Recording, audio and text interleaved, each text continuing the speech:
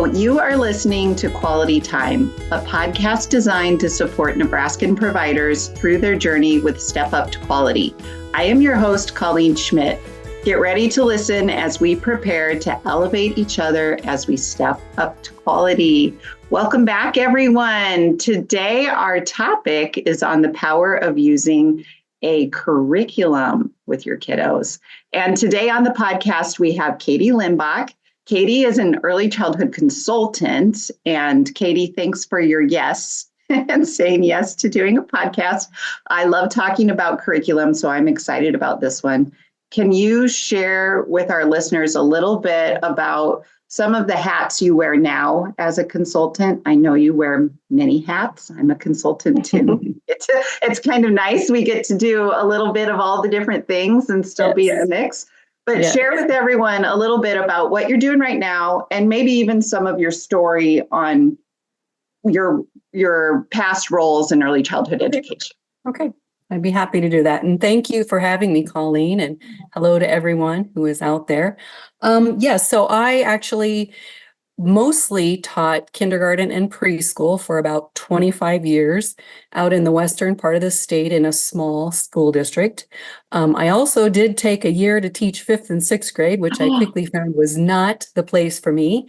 And then I taught 2 years in a country school before it was closed, and then ended up being in Crawford, Nebraska, in the public school there for the rest of my time actually teaching. And I was part of the group that started a state-funded preschool program out there, and was the preschool teacher there for a couple of years. And then I decided I was ready for something different. So I applied and became an ed specialist with the Department of Education.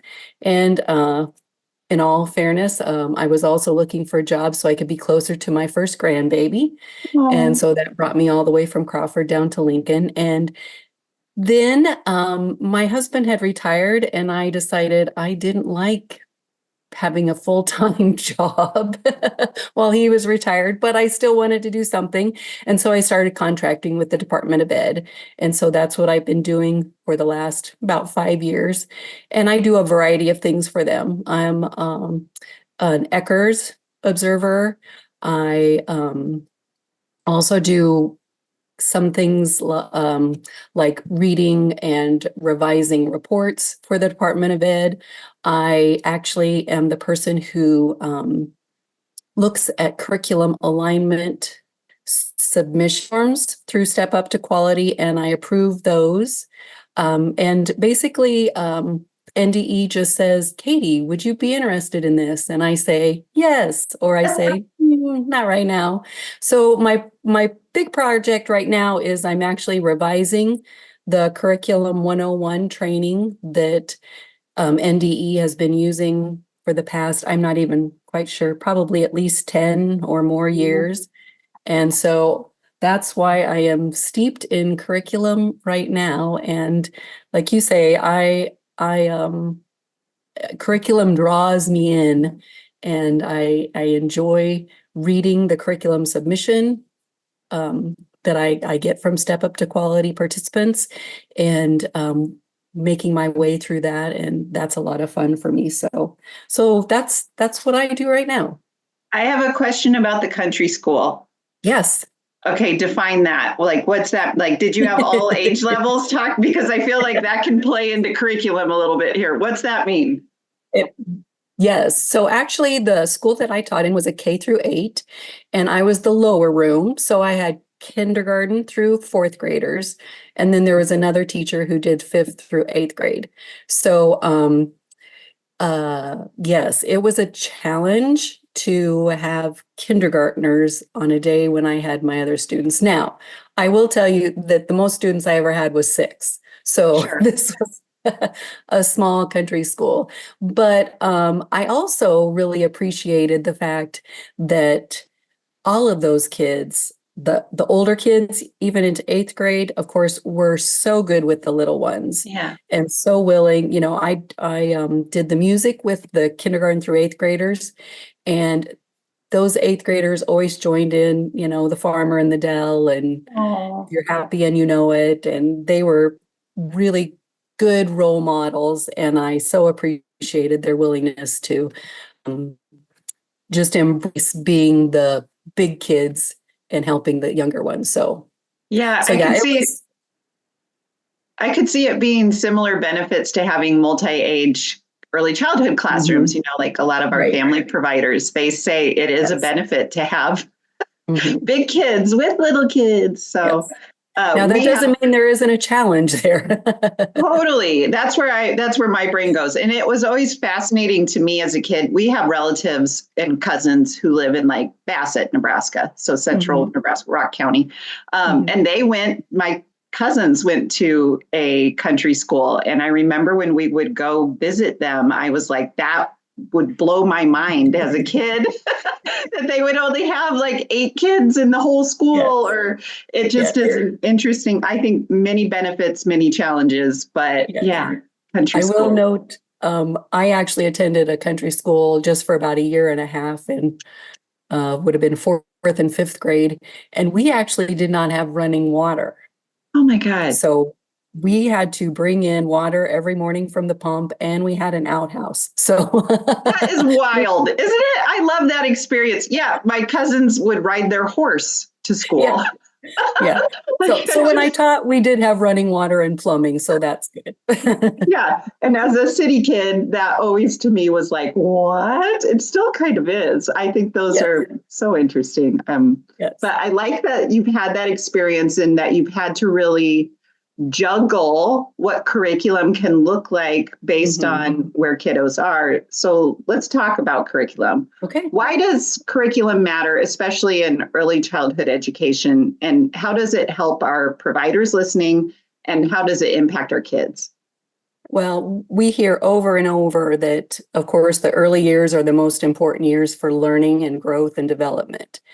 And so curriculum helps us by giving us a framework and helping us know where kids should be, how we can help them get there, what to do if they may not be as far along, or if they're farther along than we anticipate that they would be. So curriculum is there to guide us and make sure that we're doing our very best with the children that we're working with and helping them. And as we know, like I said earlier, the brain development that is happening at that early age is so vital, and there are really some important things that we do. I'm a firm believer in building relationships with children, whatever their age, and that once we've built that relationship, then we go on to that, what you might call formal training, although I believe that learning takes place every moment of every day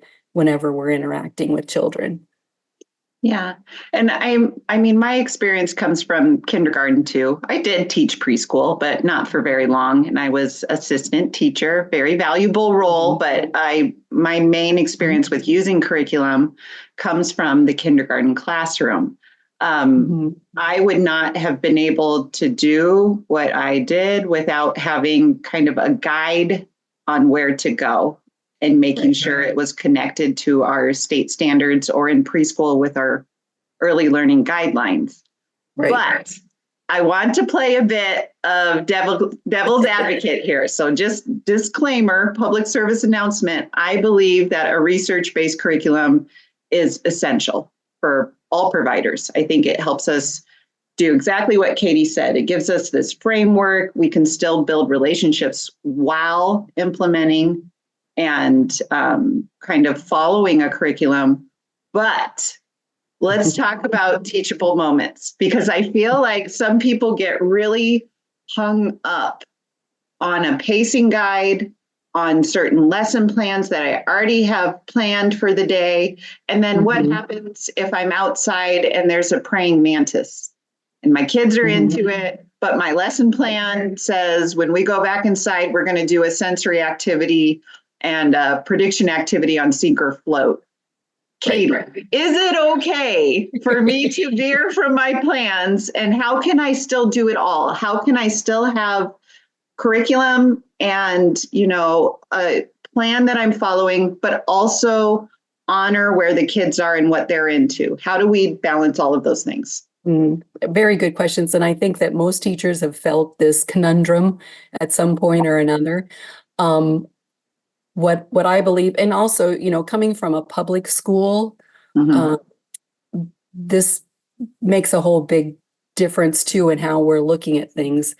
When I first started teaching, my very first year was 1986, and kindergarten was pretty social based, and so that having a curriculum wasn't as important back then. I didn't feel like, although as I went along, I realized more and more the importance of that. And actually, when I first started teaching in 1986, there were no standards for kindergarten. Yeah.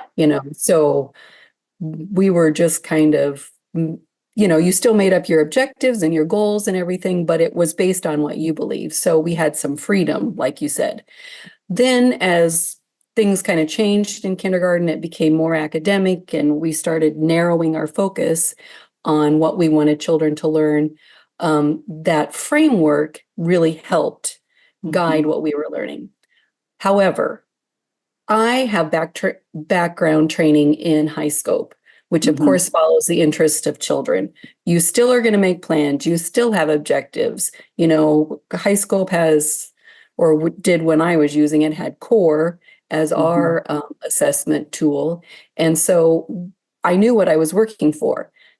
But if a child shows an interest when you're outside, I believe you jump on that opportunity, because there's always something that you can connect it to through our early learning guidelines, our standards that we call them now. And that's the importance of needing to know those early learning guidelines. So I never think we should fall into the trap of saying, oh, I can't talk about that now because my lesson plans say this. Now, understandably, getting away, if you're in a child care center and that works great, that's wonderful. Sometimes in a public school with a administrator who wants to see those minutes or those lesson plans, it can get a little bit trickier. But I think having that conversation with your administrator about children's interests, and we know what children's attention span is, and why not capitalize on what they're interested in, rather than feeling like we have to, like you say, follow that pacing guide and staying on track, because what's important is helping children learn, and we can do that best by following their interest and just going with the flow. Totally agree. And honestly, from a kindergarten perspective, I always had leadership that was supportive. I was lucky. Not everyone has that experience, but I really did have administrators who were like, as long as you're planning and meeting needs and stretching and growing, they were totally cool with my flexibility. But I did know where I was going. And I think that's sometimes a challenge for some folks who are new to early childhood, is if you don't have that understanding of standards or guidelines, or understand what we expect or what's developmentally informed for each age level. Exactly. One other thing I want to point out too, the importance is the importance of play, because that's when, as a teacher, you really can connect with children and their interests in that teachable moment. And that's why it's so important. And I will say, when I first started teaching, like I said, back in the 80s, I was kind of I had my kindergartners, they had playtime, but I really kind of thought they need to do that on their own. They need to, experience play, and I'll be able to write my lesson plans while they're playing and get things done. And I would interact with them too, but I really stayed back.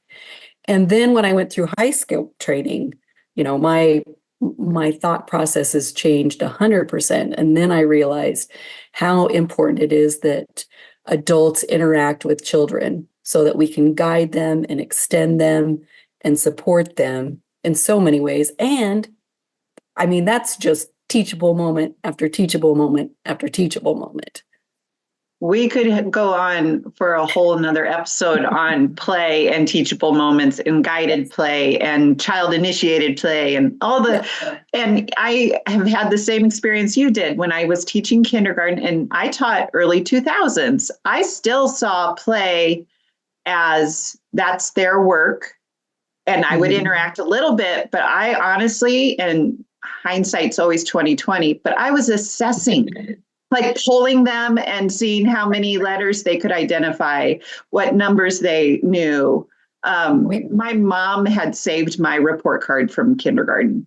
And I went to kindergarten in like right when you started, Catie, 1985 or 86, I was in there. And on my report. Thank you for making me feel really old. You said you had a grandchild. Identified. You're a grandma. But on the report card, it says enjoys singing. Like that was one of the measures, and can identify her first name. Like it was just so different than what was on the report cards when I was teaching kindergarten. And that's been 20 years ago. So it's even different now. And I've seen from having my own kiddos.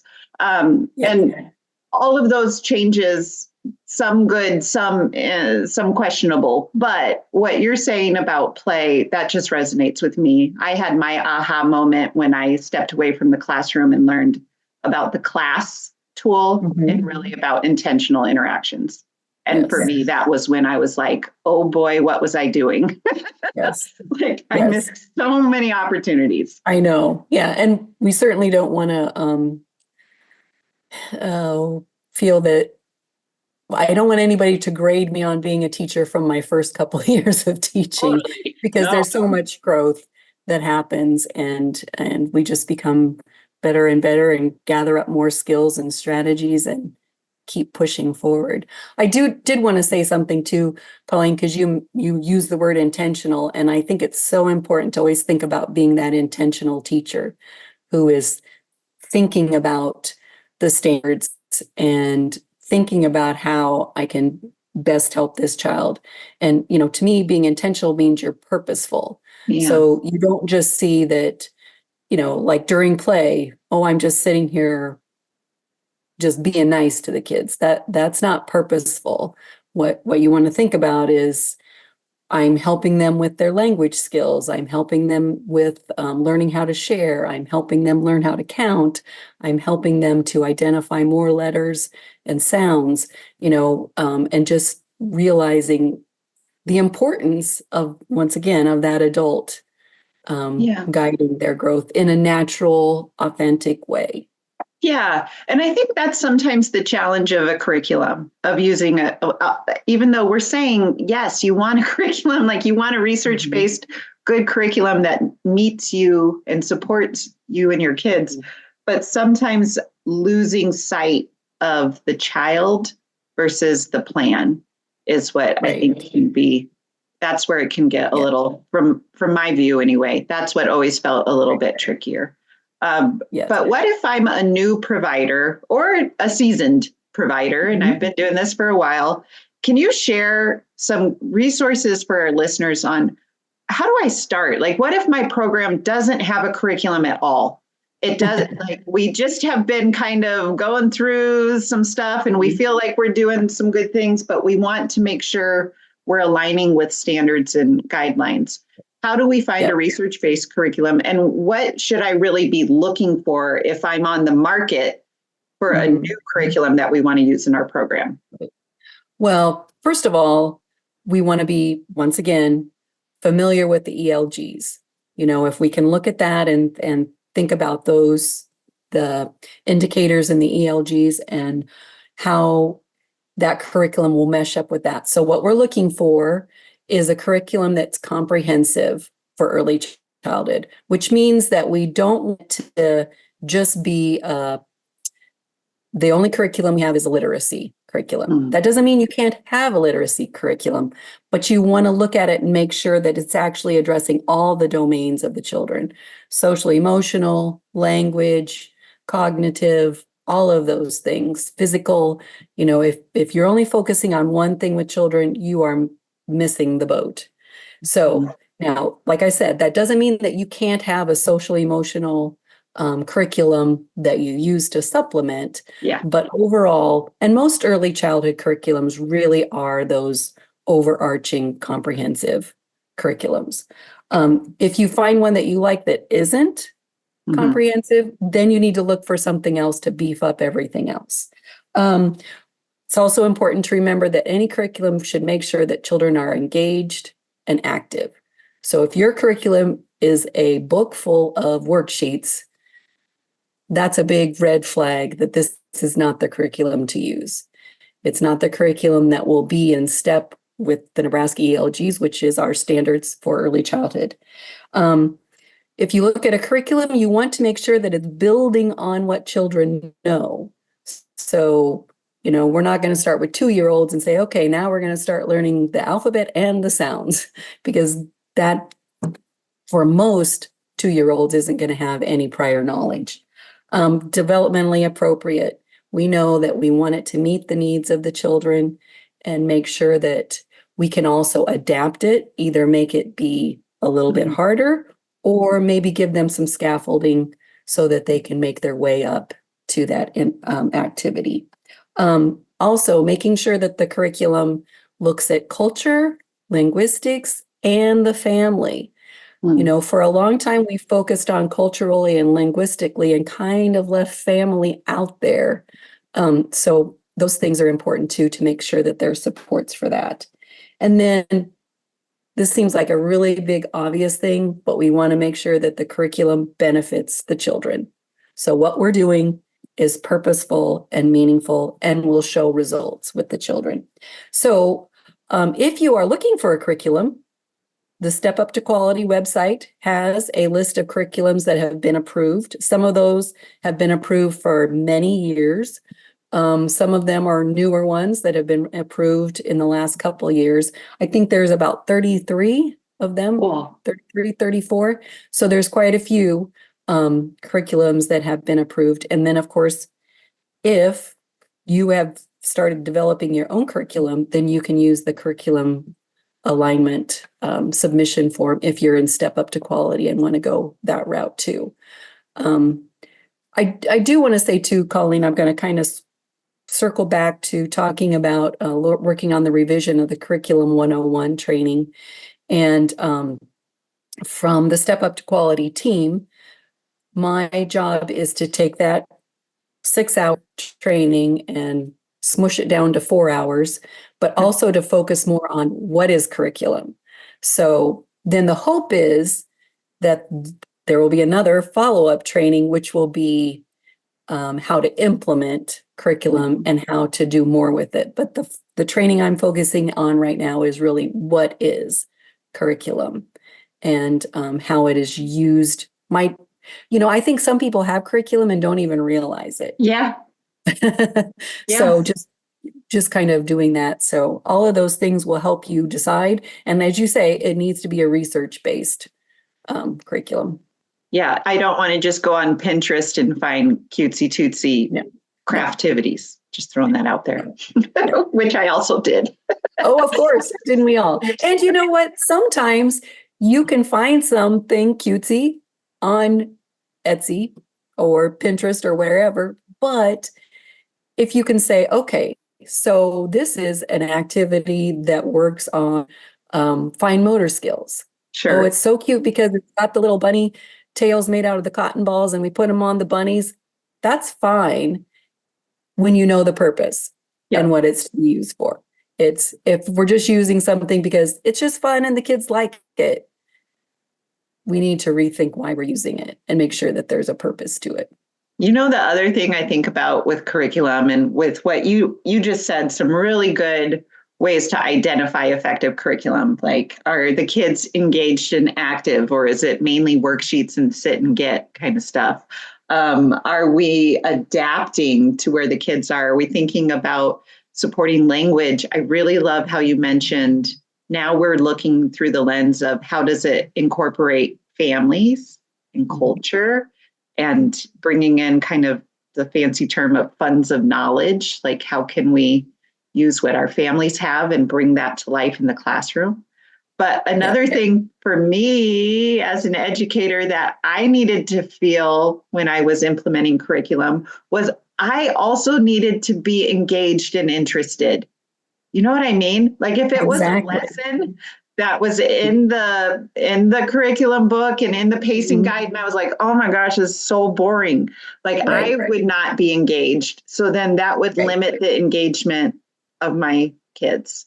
So I think it has to be adult engagement too. Like I have to buy into it in some form. That's a great point that you've made, Colleen. And I think that to us, if we're an intentional teacher and we think, I find this boring, then that means we need to do something different. We can still be following the curriculum. If we have somebody telling us we have to follow the curriculum, but what am I going to do to make it more engaging for children? Because there's if they're not engaged, you can stand up there all day long and say that over and over again, but it's not going to sink into most children because they're not engaged. It's just no fun. And learning needs to be fun. It has to be fun both ends. Like I have to like it a little bit too as the adult. And when I'm coaching teachers on implementing curriculum and making it come to life, I always add that. I'm like, if you have to zhazh it up. Like if you're not into the story and you feel like it's too wordy or it's too above them, don't read that story. That's that's in the find a different story that still matches and lines up with your objectives. Like there shouldn't be any law or rule that is like, you must read this script, you must follow this, because that's not teaching. No, that's not. And it's not teaching. And it's not meeting our kids with what they need. I really love, Catie, how you keep bringing it back to being purposeful and meaningful. And I think that applies especially for the kids and a little bit for grown-ups too. Yes, definitely. Yeah. So Catie, talk to me about how do I find trainings on Curriculum 101? Where do I go if I want to go through the training on what curriculum is? So the Early Childhood Training Center has a calendar that lists all the trainings that are available. And I think that would be the best place to go there and find that out, the schedule for those trainings. I don't give the trainings, so I can't pull those dates right out of my head, but the Early Childhood Training Center calendar should have those listed. Perfect. And they have so many other trainings too that are available and many that are free. Everybody's favorite four-letter word. There are free trainings available. Don't forget. The theme of this season is advocacy. So can you share a little bit about how curriculum ties in with advocacy for early childhood education? So what I believe is that curriculum is there to support the children, of course, number one, families. And I think you made a good point about the teachers and staff to have to enjoy the curriculum and know that there is something there to entice children to want to learn. And when we do those sorts of things, when we're supporting children, then what we are doing is promoting a quality early childhood program and an experience for children. So, to me, although just like we talked about when I first started teaching, I wasn't too sure about curriculum and how all that worked. The more I learn about curriculum and the more I delve into it, the more I see what it is going to help us do is to provide that quality experience for all children. And just make sure also that families are able to be the best family that they can be, that teachers are able to be the best teachers that they can be, so that the whole experience just provides and supports everyone. I like how you summed that up. A quality experience supporting everyone. That's how curriculum fits into advocacy. Catie, this was so fun. I feel like we could go on for another half hour. So thank you for your yes. Thanks for saying yes to a podcast. I know that's always kind of like, what? But thank you for asking me. Yeah, we were happy to have your voice today for sure. And thanks for supporting us on curriculum. And thank you, listeners, for spending quality time with us. Please join again as we chat about future topics to support our Nebraskan providers on their journeys with Step Up to Quality. Until next time, bye-bye.